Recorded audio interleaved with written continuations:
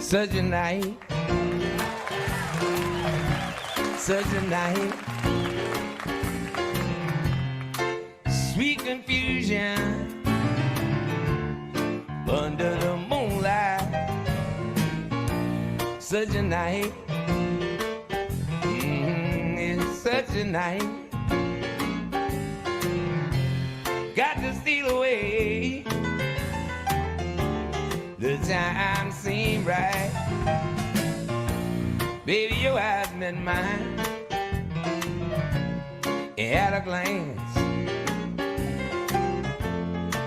You let me know that this was my chance. You came here with my best friend Jim.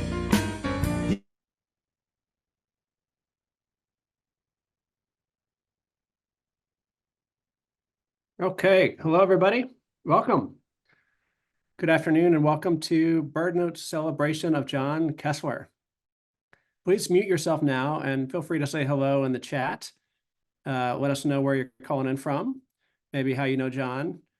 And we're going to have a virtual toast offered by a very special guest toward the end of today's event.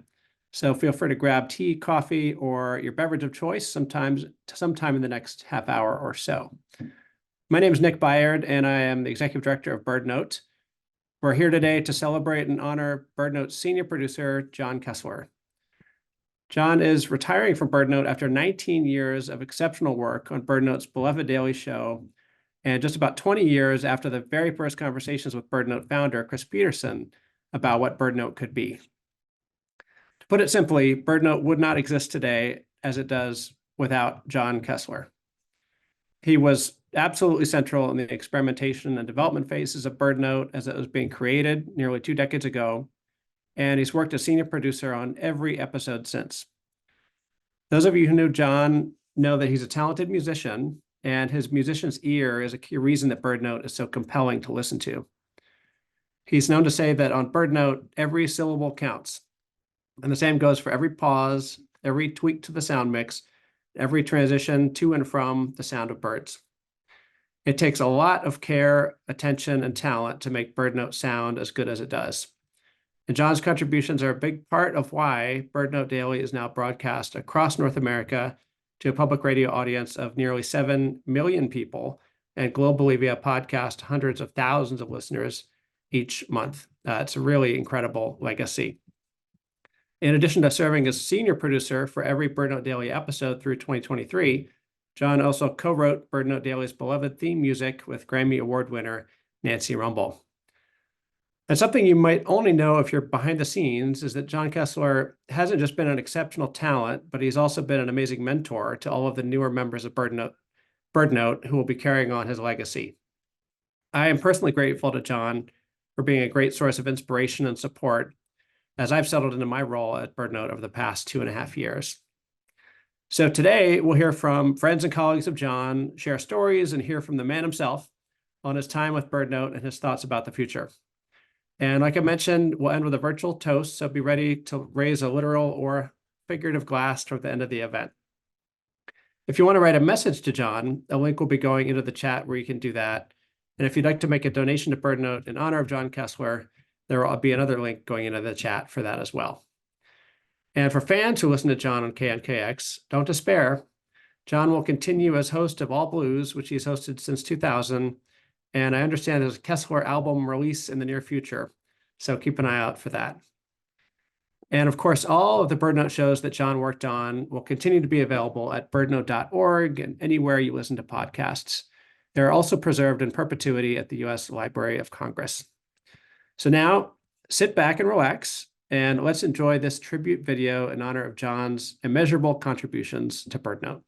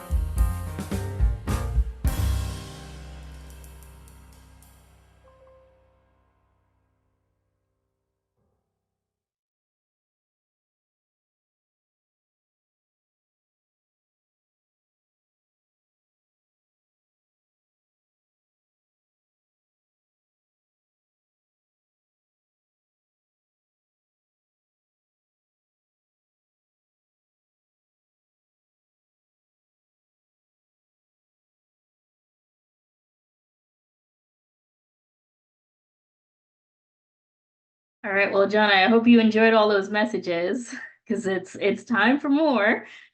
Um, at this time, we're gonna go ahead and open it up to the audience.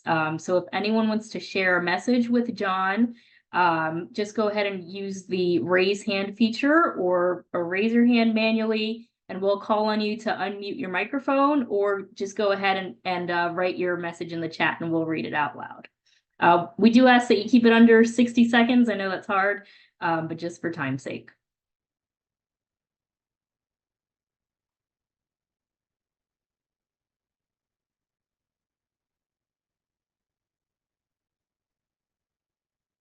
Who's going to kick it off?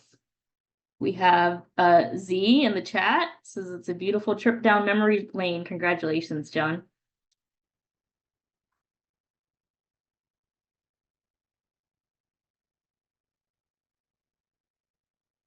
Ariana. Hello, John. I had my second recording session without you today, and I was thinking about how throughout my experience working with you, you'd always say, oh, I'm just giving you these neat, nitpicky comments. I'm sorry if it's too much. And it has never, ever been too much. Every single piece of feedback that you have ever given me is a gift. And while I am sad not to be able to continue receiving those insights from you, I am grateful for everything that I get to take with me in this next stage of my career. And so I am truly deeply grateful to you for your generosity and expertise and making me sound good on the radio. So thank you. Oh, you're so welcome, Ariana. Thank you. Thanks, Ariana. Michael Stein is saying that he's raising his hand to the maestro. John, man, your great idea, went from taking us on board Washington State ferries and hearing the sound of the wind here in the Pacific Northwest to really telling the story of birds and nature all over the world. What an amazing journey. And I got to say, man, it has been such a pleasure to work with you. Also, some savvy picks on the part of bringing in folks like Connor, Mark, Jazzy. The next generation has been given a beautiful thing to run with that you helped build. So it is an honor to see you today, read the messages. I remember looking at Danny's photographs back at that live BirdNote event. And those were some of my favorite memories too, man. When we would go on the road to people's houses or sometimes places like Tacoma Glass Museum, and you would show folks how it was done. We'd actually record a BirdNote episode live with an audience. It was so much fun. So, John, thank you, man. And look forward to hearing some music from your Whidbey Island, Airy. Thanks so much, Michael.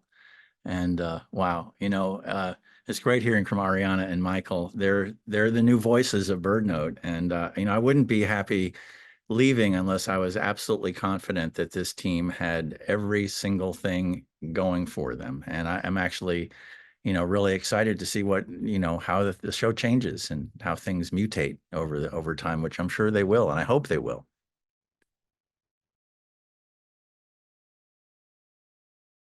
Thanks, Michael. Joey. Hi, thank you. John, congratulations, 19 years with BirdNote. Time flies, no pun intended. But, it's funny because Chris Peterson, hi, Chris, and John came to me. I'm the general manager at KNKX. I used to be the director of content. Anyway, Chris and John came to me with the idea with BirdNote. And honestly, I didn't really pay that much attention to birds. I thought, oh, there's a bald eagle, which, hey, that's cool. But, through BirdNote, I've become such a huge fan of birds. And, I'll see a stellar jay in my backyard or hear the sound of a bald eagle and I'll start talking about birds and people will kind of look at me, like I don't know, just kind of like look at me. And BirdNote has just turned me into such a huge fan of birds.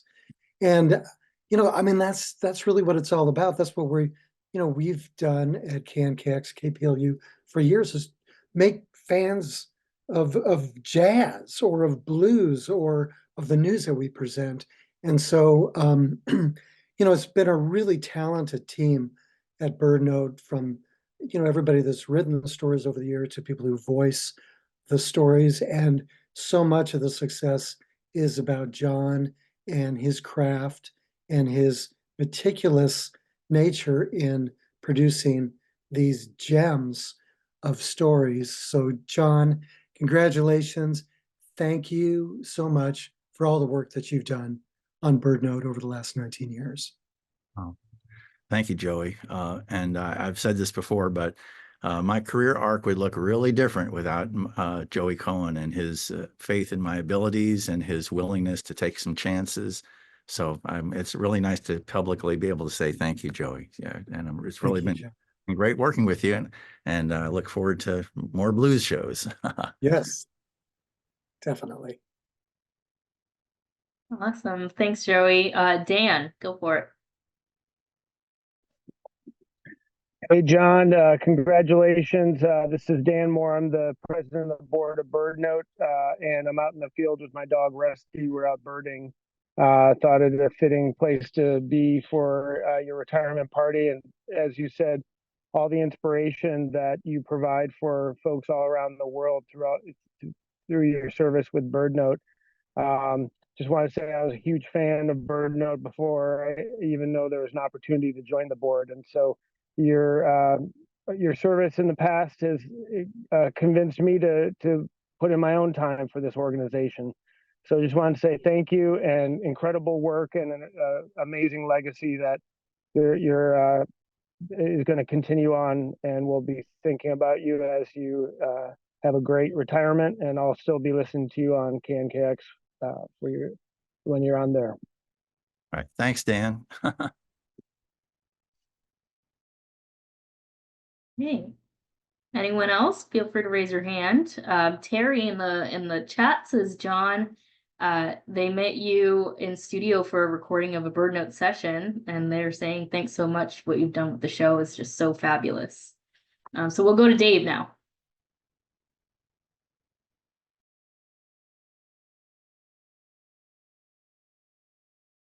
Dave, you're muted. Okay, there you go. Okay, John, I bet you didn't know we shared the interest in birds. Mainly we meet in the world of the blues. You're a good friend, and I just respect so much the passion and integrity you bring to all that you do. And it delights me, as I've been hosting my own little blues thing for 25 years, to know that you also love birds. And my daughter, Sarah, turned me on to birds about 5 or 6 years ago, and now we share 2 Bs in our life. And I just thank you for a job well done, and look forward to continued conversations and our continued connection in the blues world in Seattle and Tacoma. Thank you. Oh, thanks so much, Dave. And I should just say, before BirdNote, I was not, just like Joey was saying, I was not particularly a birder. I was not really that. I thought myself as an environmentalist and into ecology, but it wasn't until I started working with Chris Peterson, and the same neighborhood that I lived in all of a sudden became alive with birds that I hadn't noticed before. And everywhere I go, that is the case. So yeah, BirdNote has raised my consciousness too.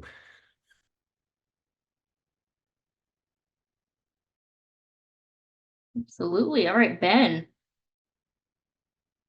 Thank you, Bibi. Hi, John. This may be a bit of a blast from the past, but Great to see you. Yeah, I got the email about this and immediately just cleared my night. Our collaboration on the remix of the BirdNote theme song remains such a fond memory for me, because you so clearly share my passion for birdsong, our passion, I should say, and also the craft of making music and telling stories. Collaborations like ours have kept me going. I'm finishing my PhD at the Cornell Lab of Ornithology now, and have been using music like the kind we made to continue opening doors for more people to get excited about birds from places we haven't tapped into yet.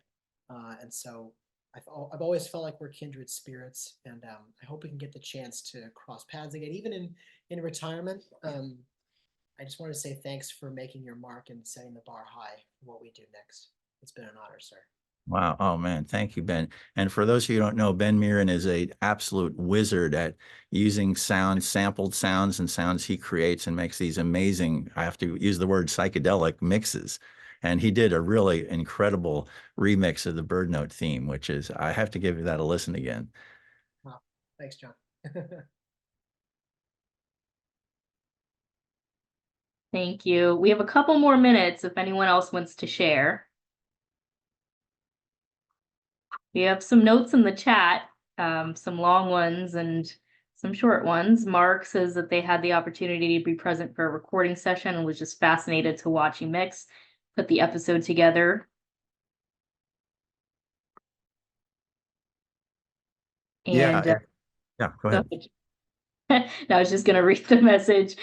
Julie says that they've learned so much about birds through BirdNote throughout the years, and thanks you for being part of this and bringing all of this talent together. And she just loves watching the diversity of bird watchers being brought out. All right, we got Steven. All right, can you hear me? My name is Steve Hill. It's my wife, Margot, and we're dialing in from West Virginia, where John lived for a while. And we've heard a lot of bird references for John so far, but I'm sure a lot of you, who know him, know what a fabulous musician he is. And I was fortunate to play music with John for many years. And I played guitar, he played bass, and then I'm sure there are a lot of public radio heads in this audience. And so John was the sole bass player for Mountain Stage for 15 years. And then he left to come to the West Coast, and then I took over, and I've been the bass player for 25 years. But never have I played with a musician that has more lyrical precision than John Kessler. And I see him every chance I get, which is not very much, and that's unfortunate for me. Love you, John. Oh man, thank you, Steve. He's one of my oldest buddies in the whole world. Wow. Thanks, Steve. All right, we'll wrap it up there. If anyone has any more messages for John, feel free to put that in the chat. I'm going to toss it to Mark now. Mark's going to play a BirdNote Daily episode. Yeah, thank you. It was very hard to pick just a few episodes from John's almost or a little over 2,200 episodes of BirdNote Daily that he produced. But I want to start with an early one, What the Pacific Wren Hears. This is BirdNote. Listen carefully to the song of the Pacific wren.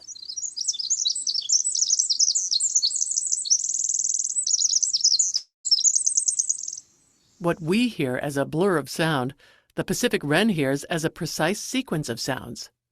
That birds can hear so acutely the fine structure of song allows them to convey much information in a short sound. That's probably why, naturalist Rosemary Jealous writes, even the most extensive bird song seems so brief to us. Let's listen again, but this time with the song slowed down to 1/4 speed.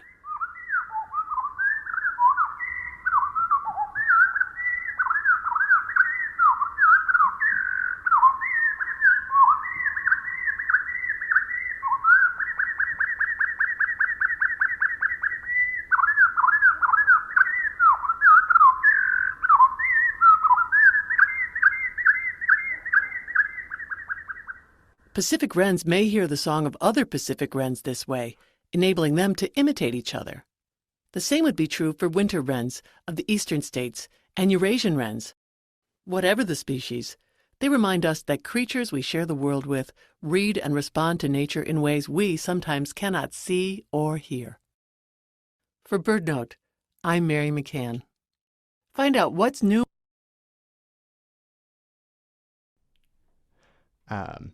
That was from the first year of BirdNote being a show, which is wild to me that it had already found its voice so early.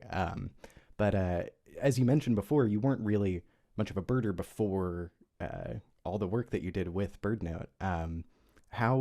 How did making an episode like this influence how you listen to birds? Well, it just makes you realize that what we're hearing is just a small fraction of the world out there. And the music is undeniable. I was hearing that quarter speed playback, and it was almost like a symphony orchestra playing. I was like, there's the rhythm, you can hear it. And that just is very inspiring to me. And again, the music is there if you just open yourself to it. And that goes for all the episodes that I approach. When I started doing BirdNote, I didn't, like I said, I didn't know about birds. I was a musician. I was a recording engineer, a music producer.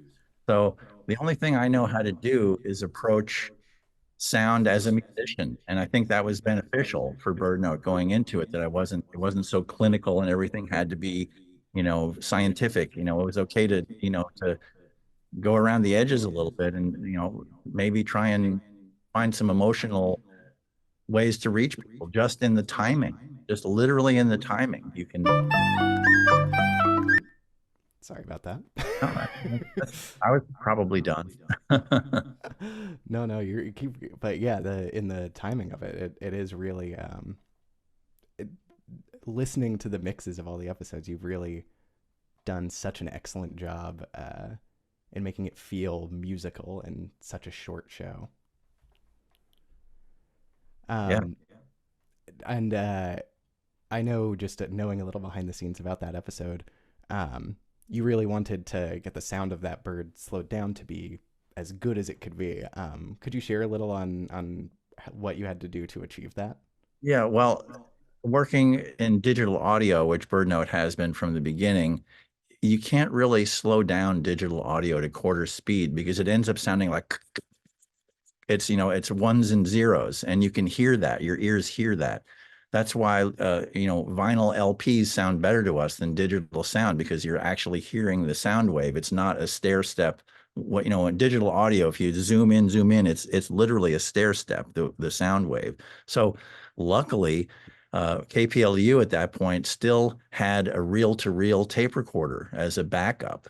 And I don't think anyone ever used it. I mean, in the 90s, they were using it for, reporters were cutting that before digital audio, that all he had to do was to take tape and literally cut the tape. Anyway, I got hold of this analog tape recorder that you could slow down, and that's how we achieved that. And I didn't know what to expect. Honestly, I didn't know what it was going to sound like when we started. I just knew it was going to be cool.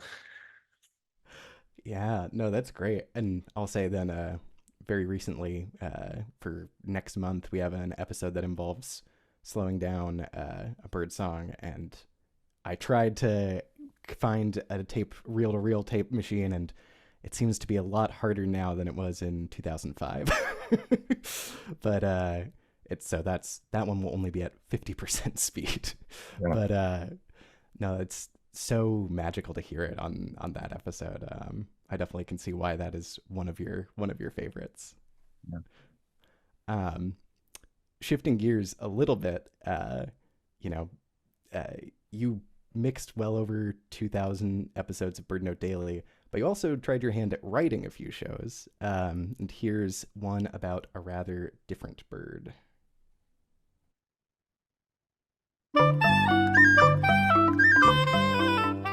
This is BirdNote.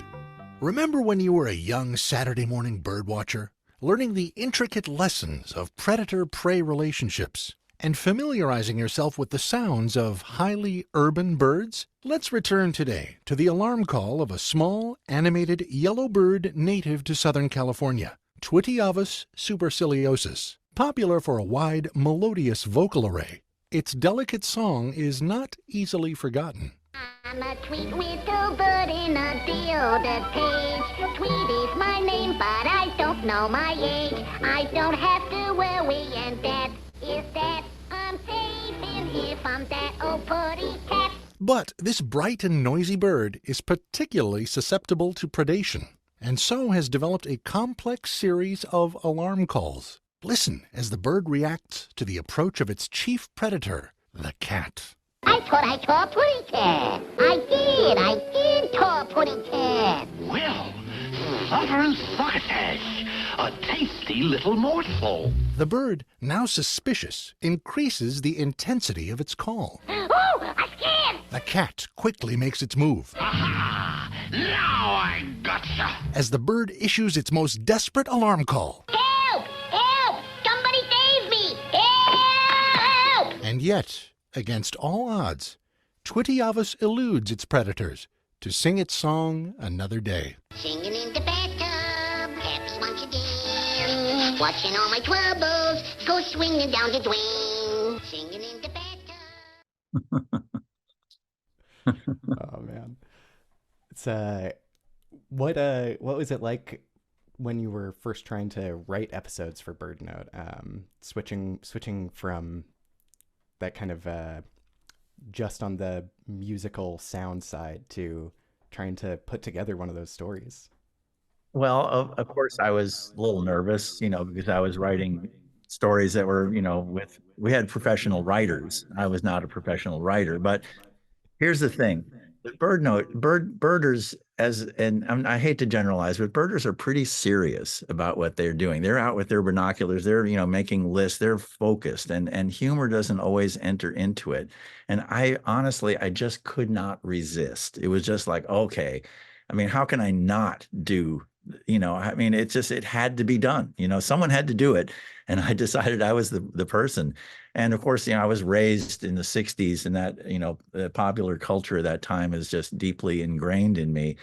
And, I took it as my role to be, to be the one that kind of pokes the birders a little bit, like, okay, you serious birders, take this. And, I wrote one about Daffy Duck. I did one about Foghorn Leghorn. I also did one of my favorite episodes that I wrote was about Alfred Hitchcock's The Birds, the movie. It turns out there is a possible scientific explanation for seabirds eating contaminated algae or something and having, neurological issues that cause them to crash into things and maybe attack people. So there was a shred of science in that one. But that was, that I just, like I said, the serious writers aren't going to do this. So it's up to me. So I have to do it. Definitely something that I appreciate, and I've continued to try to continue on in my time at BirdNote. What did writing those episodes change at all how you approached mixing the show, or how you thought about how the two pieces work together? Well, what I did learn is that when you take those Warner Brothers musical soundtracks that Carl Stalling wrote, you can basically edit anywhere, and it worked because all the music was in little 2 and 3 second little chunks. So it actually made it pretty easy. I didn't have to struggle that much with that one. I think the Daffy Duck one was probably a little more challenging, but great. Well, I'm going to hand it over to Jessica for the next part of this. Thanks, Mark. That was great. Hi, John. And hi, everybody. I'm Jessica France. I'm BirdNote's development director. And I just wanted to make sure we had a chance to recognize that there are several current staff and former staff in the so-called party room with us tonight. We had a weekly internal staff meeting, and so we have had an opportunity to give our remarks and send-offs to John a couple weeks ago. But I also thought that it would be meaningful to do that here tonight with this larger group. So just wanted to make pause if any of the staff in the room wanted to, raise your hand, so to speak, and address John. It might also be fun for people to hear how he's impacted all of us in various ways. At all stages and places in the organization. And I would kick this off, so to speak, by just summarizing what we've heard a lot of here tonight, but what getting to know John has meant to me, but also kind of watching how he has impacted the staff in our time together. So John, I just wanted to say thank you for your impact, both on the legacy, the 2,200 shows, 19 years, longer than all of us, nearly all of us, but also on the future of BirdNote. So even though we're not going to get to see each other every day or, interact in the group emails and whatnot. It's very clear that your legacy will continue and you will continue to impact all of us. I know I'm very grateful for having just gotten to know you and work with you, and think I'm a better person because of that, and think that the rest of the staff would agree as well. So thank you. And I'll pause there. If any else staff in the room, just raise your hand. I can't see the hands right now, but unmute or whatever. Oh, thank you, Jessica. Hi, I'm not able to find the hand raised thing, but I'd like to speak. I'm Ellen Blackstone, and I just want to thank John for all the patience and humor and kindness. It was fun. I mean, we produced a fantastic thing, but it was fun always, which is almost always, which was a good thing. And I don't know if you all know this, but John had a huge part in getting the entire BirdNote collection into the Library of Congress, which is a really big deal. So yay, John. Thanks. Thanks, Ellen. That's great. Good to see you. You too. Connor. Hi, John. Well, I've already said to you in our staff meetings just how much I appreciate you kind of showing us what makes a good BirdNote show and really mentoring me. And as you said, like kind of the next generation of BirdNote, we really we owe so much to you and kind of your mentorship. So I do really appreciate that. But just for the benefit of the audience, I also wanted to kind of share like a look behind the scenes and kind of what an atmosphere you create like in the recording sessions. So one part of that, one tradition is before we have the narrator read a script, you would start by playing the bird sounds that are part of the script, right? So we hear, like let's say it's a show about the yellow warbler, we're going to hear like the different songs and calls that bird makes before actually reading any of the words of the script. And so I think, just what a nice touch that was to really center us around the sound of the bird and the music, as you've said, the music of that bird, and kind of staying centered on the wildlife. As you've said, you didn't come to this as a birder, but I think you have certainly helped us kind of do storytelling about birds in a way that is so dynamic and very heartfelt and genuine. So yeah, just really appreciate all the work you put in over the years. So yeah, thanks, John. Thank you so much, Connor. Yeah, it really so wonderful to hear from everyone. All I can say is to people who have the opportunity, be a mentor. It feels so good. And just hearing these comments is it's a little overwhelming. So but yeah, and so yeah, in terms of the setting the mood at the recording session, I refer to a couple of mentors that I had when I was coming up as a recording engineer. One guy in particular, when you went into the recording studio, it was like he made you feel like this was the best day that ever happened. Like this is the perfect thing. The timing is perfect. The people are perfect. The technical stuff is, you don't even worry. There's smoke coming out of the soundboard. No, it's fine. It's supposed to do that. I mean, he just had a way of doing that. And I try to carry that forward. And I encourage you to, to be, be happy and enjoy what you're doing, in the moment. And there's no substitute for that. And, the inspiration and the joy, and you communicate that to the other people around you. And then everyone feels like, wow, this team is really doing something.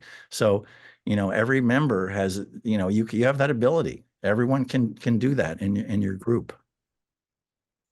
Well said. Thank you for that.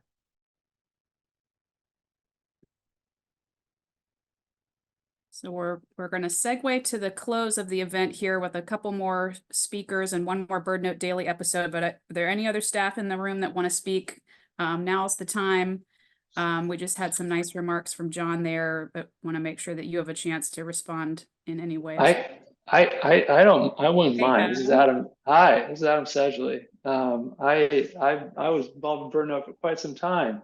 So I was not able to put my arm up or my hand up. I was having trouble with that. So like Ellen, but John, it's good to see you. I'm so excited for what happens next. But just quick remarks. I gotta say, like being in the studio with you, we spent many hours together. And I probably should apologize to you for that, but just being really, really finicky about the types of sounds, but you always were really accommodating to, you know, things as I was trying to learn too about the recording process. I'm like, it's not quite the right sound. I don't think that sounds quite right. And he really introduced a musicality to it that I mean, it was remarkable to see. And I have so much, as a result of seeing you in the studio, I have so much more respect for what goes into radio production. And, you know, I'm still an avid NPR listener, and like, you know, I just know the amount of work that goes into each of those stories that we hear on air. Still very much an avid BirdNote listener and advocate. And I do have to say, I work at a different nonprofit now, and we had you know, I was really excited. We had my boss reached out and said, we need to do this campaign that involves nature sounds. And I think this should be pretty straightforward. And I'm like, that's not going to be straightforward. You guys have no idea what you're talking about. And I was like, let me do it. It's like, you know, so far from my actual day-to-day, I was like, let me do it. So I got into the Macaulay Library and just got to town. It was a lot of fun. And when our video producer reached out to someone and said, you know, recommended someone who could edit the sounds for us to get, you know, it was super quick timeline. I was stressed. And then we got these sounds back and I'm like, man, these are not that good. Like, these were good, but they're like the way that they had processed them, and it just wasn't right. I was just like, it doesn't feel like it's going to be the right for the campaign.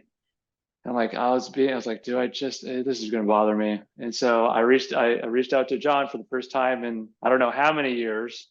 Wow. You were incredibly gracious. You got back to me very quickly, and within an evening, yeah, like all of the sounds came back. The file sizes were like a quarter the size from what the other producer had sent to me, and they sounded so great. And I was like, that's the magic. I think literally the only person on earth who could do that.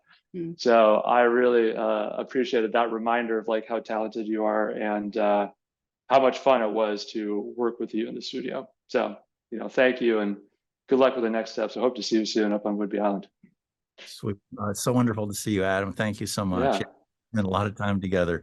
And, you know, one thing about radio, because all you have is sound, you really have to try harder. You can't just like, oh, just put the sound with a picture, because I mean, I'm not putting down video people, but video people kind of poo-poo, oh, it's just audio. You know, what's the big deal? But I mean, you really have to make the sound not just be there, but to literally jump out of the speakers. That's the role of a good recording engineer and producer, is to not just settle. Don't settle. You have to like constantly be, how can it be better? How can it be better? What could we do to, you know, what unexpected thing could we do to make this better? So yeah, that's thanks. It's great to see you, Adam. Wow. Yeah, absolutely. It's always a pleasure. Yeah, we'll hope to see you soon. Again, great work. Thanks, Adam, for sharing that story, and really cool to hear how what all goes into that process. Jazzy, I see your hand. Yes, I'm sorry, I didn't realize I was unmuted. Yeah, so just for the sake of kind of reiterating for the audience, you know, I am a managing producer here, and like my first few months here was very transitional. And as I said to John, like he was very helpful as always, as like just swooping in naturally as a mentor and just a great help in making me feel very comfortable, very open to asking any questions, even if they feel like silly questions. And like it feels very understated, but it's such an important thing, especially for people coming in, like new generations. I'm a millennial, and you know, we have some Gen Z as well. And like just feeling like we can really just depend on you, not only for your expertise, but also just like a helping and guiding hand. And that just means the world to me. And like, it's been great working with you. And yeah, I'm sad to see you go, but I look forward to everything else that you do.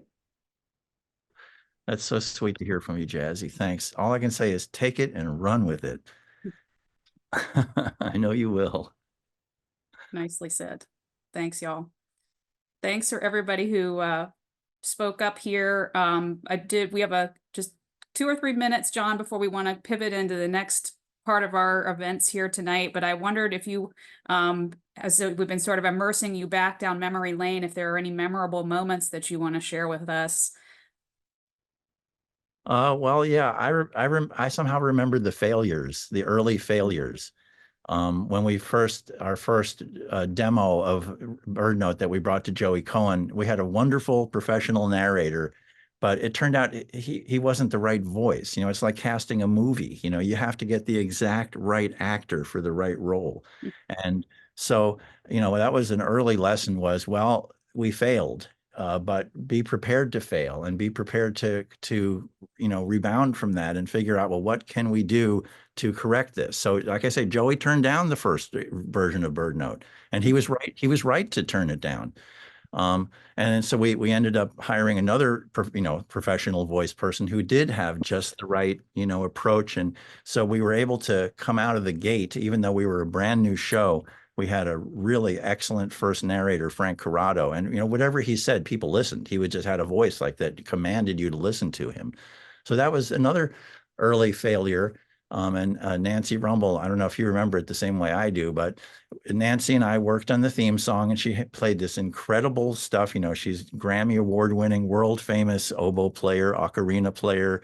And so we made the theme. It was we worked on it for several days. Boom, it was done. We'll move on to the next thing. And this is absolutely true. I was about a week later, I was laying in bed going, how does that BirdNote theme go? How does that BirdNote theme go? And I could not remember it. I could not remember the BirdNote theme that I had helped write a week ago.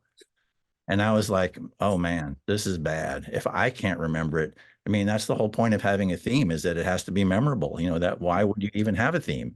So we went back and tinkered with it. We used the same sequence of notes that Nancy played. The first version was more like a bird would naturally do it. It was like something like that. And so what we decided to do was what I decided to do was to add rhythm.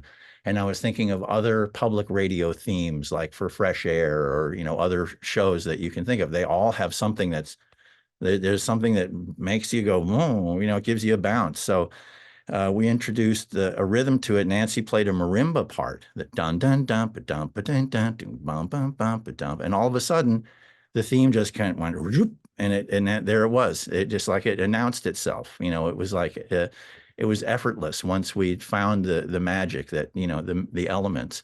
So anyway, like I say, those are my things that I remember that were, I guess, especially challenging, that failures that we overcame. And in fact, not just overcame them, but like created something that was better than we even could have expected it to be. That was amazing. Thanks for sharing that with us. And thanks for powering through the challenges and coming out on the other side. Nick, I'll pass it over to you now. Thanks, Jessica. And John, we wanted this to be a little bit like This Is Your Life. We couldn't make everybody a surprise because everybody's just here on the screen, but we'll work with what we have. So I'm really pleased to introduce the person who's going to give our toast. So I hope you have your beverage. I'm going to turn it now to BirdNote founder, Chris Peterson. Chris, please take it away.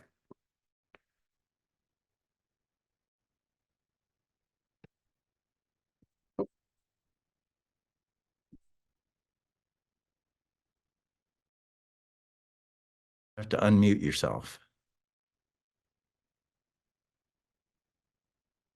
No, still can't hear you. Jessica, can you unmute her? I think I need to remove the spotlight to do that. I'm going to do that real quick, Chris, and then should be able to do that. There we go. Oh, there you go. Perfect. Got it. All right, good. Hey, John, like you've been hearing from the others, you're the best, and truly the way that you are able to combine creativity with technical know-how is exceptional. They're not very many people that can do that. And it's through that ability that you've given all the rest of us this gift. It's a gift to everybody on this call, and it's a gift to all the BirdNote listeners everywhere. And what you've given is you've made the world of important, wonderful knowledge about the natural world available to people. So thank you so much. Then as for me, man, pal, you changed my life. You changed my life. You made it possible for a dream to come true. You know, it's one thing to have a creative idea, but that's just not enough. And every founder needs to work with someone who can implement the idea. So for 10 years, you know, working with you was like being in that amazing state of flow. It was such fun, such a pleasure to work with you. Then working together and with that fine team, you know, several of the team members here tonight, Ellen as an example, Todd sitting next to me. Just thank you to everybody on the team. But what we were able to do together and is still being, achieved is to realize a dream, and that dream continues to flourish. So to have an idea that then, reaches out to millions of people, it's good for listeners and it's good for the birds. The other thing I think that you showed that was so important to the BirdNote team is that you show what can happen when a person who has great skill is willing to employ it in a humble and creative way. And just that method, that process that you use sets the high standard for all the others to follow. So I feel fortunate in that what you've told me, that the people who are taking over for you meet that standard. And I'm so pleased for BirdNote. I'm so grateful. Okay, John, so as you step into your future, I'm going to ask all of us on the call to raise a glass, whether it's real or virtual, to John, to your achievement. Thank you. You're here. Here, here. Nicely said. Wow, I'm getting choked up here, so forgive me. I knew I would. Yeah, this is wonderful to be with all of you on here, and it's been a wonderful time, and yeah, like I said before, this new team, they've got it. I'm really glad that they're young and ready to run, and the other thing is that birds still need our help. So let's all take that away from this, and you go forward in your existence. Let's all do what we can to help birds, to raise other people's consciousness about birds, because it's things are not always so good in the conservation world. So thanks to all the people like Adam, who are working for not-for-profits and trying to change the world, just tiny little bits at a time, 2 minutes at a time. We can change the world. We've proven it. Mm-hmm.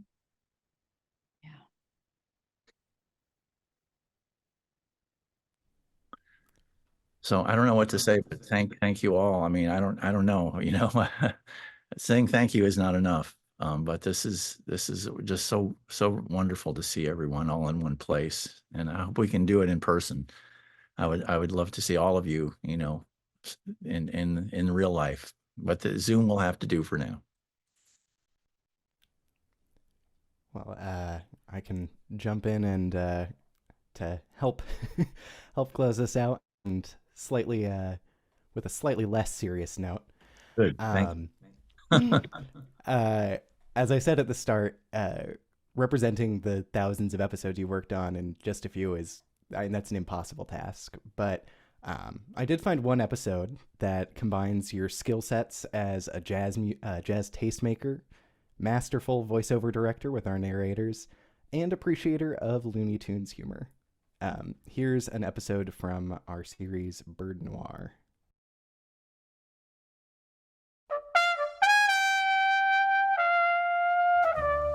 This is Bird Noir.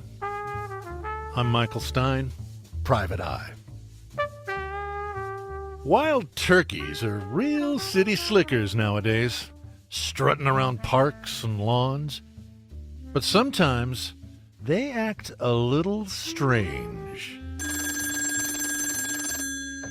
Hi, Michael. Problem. John Benjamin here. This turkey, he won't leave my car alone. Your car? Yeah, I just chased him off. A big male tom turkey showing off his tail feathers. He was tapping his beak on the car for hours. Ouch. Oh my God, hold on, he's back. He's circling the house and staring in all the windows. Is this turkey hunting me, Michael? Probably not.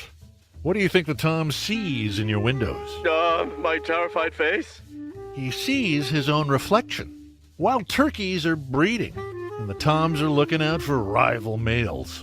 His mirror images on the shiny car in the windows look like another turkey. You're kidding. Is there anything I can do? Sure. Just cover up your car and coat your home's windows with some soapy water to make them less reflective. That way your car stays safe and the turkey stays focused on courting. My favorite cases are the ones that end well for both the people and the birds. I'm Michael Stein, Private Eye. Michael, he got in the car. He's driving my car away. The turkey just stole my car.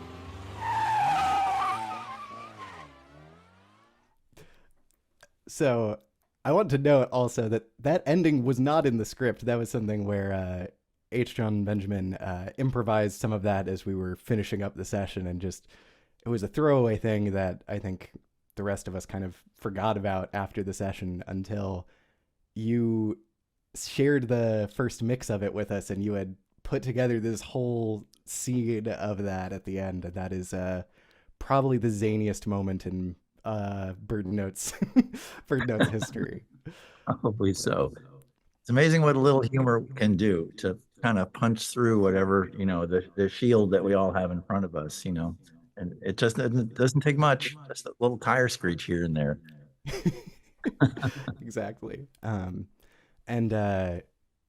Similar to, though, in a much sillier way, to what Chris was saying of having an idea and seeing it come to life. The idea for these Bird Noir episodes came from me writing down that just Bird Noir ? In my notebook and thinking, well, this is I have no idea what this means. And I think then sharing that with you and Connor and having that built on of not just like, oh, that's kind of like funny or a silly idea, but like turning it into something that has just intricate, beautiful sound design and a level of attention to detail and seriousness that is just delightful. And one of the best parts of working BirdNote and getting to work with you is seeing these ideas come to life in a way that just couldn't anticipate, and knowing the right thing when you hear it, though. Yeah. Thanks, Mark. Thanks so much. Really grateful to have been able to learn from you, and got big shoes to fill in putting together all the mixes, but we really miss you. Well, I miss you guys too. That's the truth. But in case you're wondering people are wondering what I'm going to do now. Well, I'm still doing the blues show on KNKX, that's a lot of time I have to spend with that. But this is what I'm doing. I'm playing music. I've got about 5 or 6 songs in production right now. I'm working with a drummer and some other musicians here. So I hope to have something to play for you in a few months. I'm not sure what the project's going to be called. It might not be under my name, but I'll let you know about it. So I'm using my BirdNote energy for music now. Well, we'll look forward to hearing it, John. And okay. We'll look forward to hearing that, John. And John, I know that you're not somebody who seeks the spotlight, so I want to thank you for letting us celebrate you today. It means a lot to everybody to be together here, to be able to talk about your legacy and hear from you and connect with you. And I think I speak for everyone when I say I hope to see you in person before too long. You just said something that resonates with me, this idea of punching through the screen we all have in front of us. And I think you do that with humor, but you also do that with heart. And the first time I met you was in the hiring committee for my role. You were talking about BirdNote and you had your hand over your heart, and it really stood out to me. And I thought that was the moment I thought, okay, this organization is exactly what I thought it was, from what I hear on the radio. And it's just borne out over time. And I just want to thank you for leading with your heart and modeling that for the rest of us, for championing the new generation while really being thoughtful about everyone's voice. Thank you for sharing your talents. Thank you for your humor, and thank you for your kindness. And this isn't goodbye. It's just see you later. So thank you, John, and thank you all for being here. We've got 70 people in the room. We wanted to leave the room open for 5 minutes in case people want to chat kind of informally. I guess the room is going to close at 5:07. But with that, I will be quiet and just sort of open it up for anybody that wants to chat. And just thank you all again for being here. And best wishes, John. Thank you so much.